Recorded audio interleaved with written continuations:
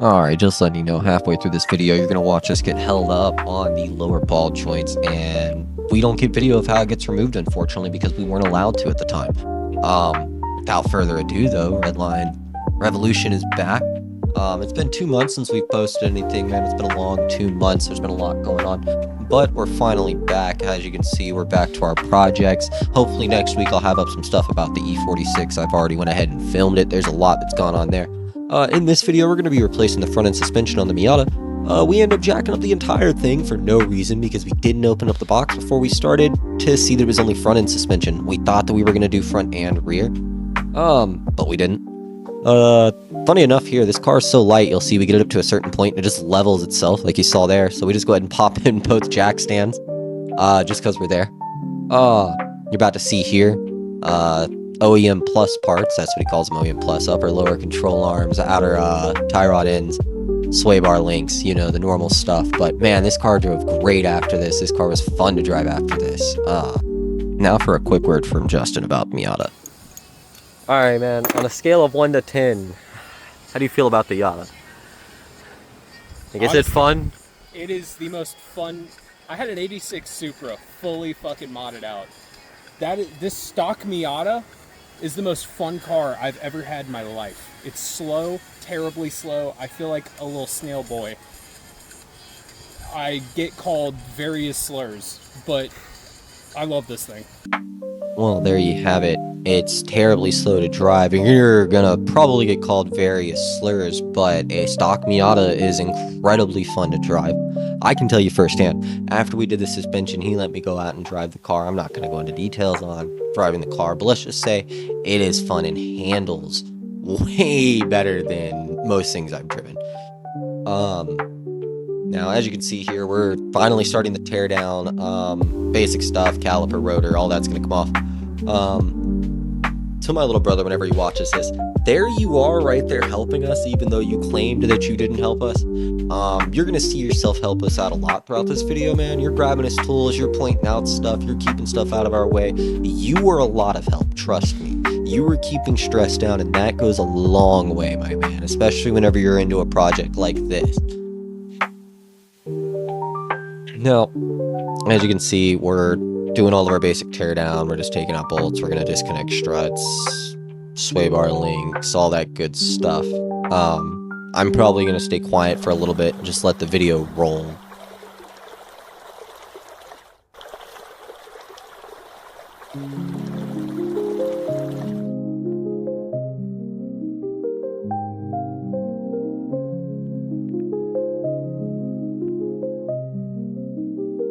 Now, at this point, we had a little bit of trouble. One of the sway bar link nuts decided to strip, and the other one was just seized. It wasn't going to move. So I had to get down there and help him find a way to lock this in place. Unfortunately, right about that time, it started to rain pretty good. We tried to ride it out for a minute, thinking that we'd be all right. Me and my brother just decided, let's close up this little tent. Let's see if we can stay dry.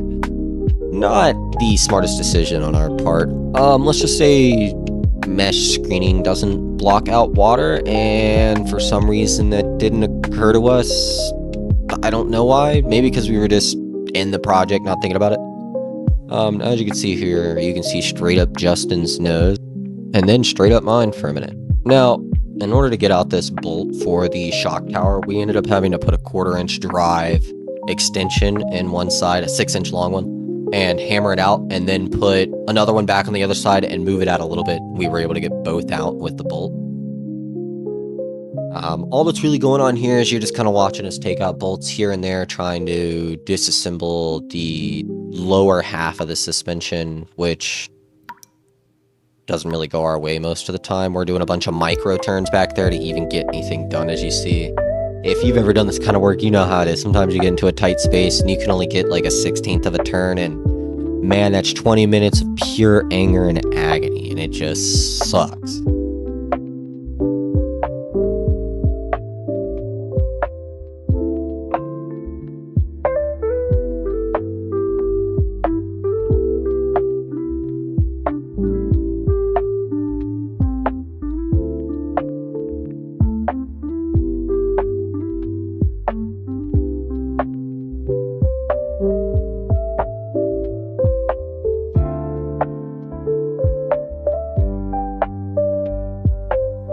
And there's a lot of stuff that we didn't get on video that I really wish we had, like that sway bar nut season up and the other one stripping. That would have been probably some good video. And then like both of the knuckles seizing, wish we would have gotten that.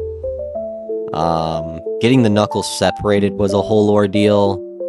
That was like a joy. We were trying all sorts of tricks to get this knuckle to come loose. Nothing, I do mean that, nothing short of going to a shop separated both of those lower knuckles. Unfortunately, we weren't able to get that on video. The shop, you know, following safety standards, it's a good thing, didn't allow us to go into the shop to see how the mechanic got it off. He did allow us to view through a window, but we weren't able to video through it with anything that would have been worth posting.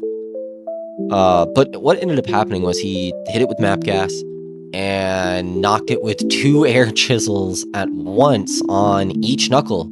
That's how hard it was rusted on and how much it was fighting. So this knuckle on the passenger side, we didn't bother to video the whole teardown over there. No point, you got to see it on the one side. This knuckle, we ended up splitting the nut off of it with a nut splitter that broke like 3 tries in. Because it's a cheap AutoZone one that just is what it is. If you're going to buy tools, buy quality tools, it'll last. That's a lesson that we learned on this the hard way.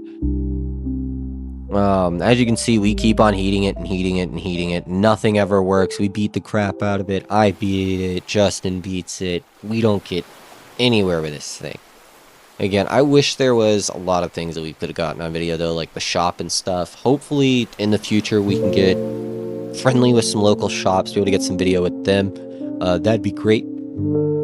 But like I said, I mean, right here, this part was probably an hour and a half of us beating the crap out of this to get nowhere before we decided to go to the Firestone down the road. And may I say thank you, Firestone, for helping us out. We wouldn't have made it this far. And thank y'all for watching this video if you made it this far. It's very much appreciated. Please like and subscribe to see more, and hopefully next week we'll have the E46 rolling out. Can't wait, and come back to see more.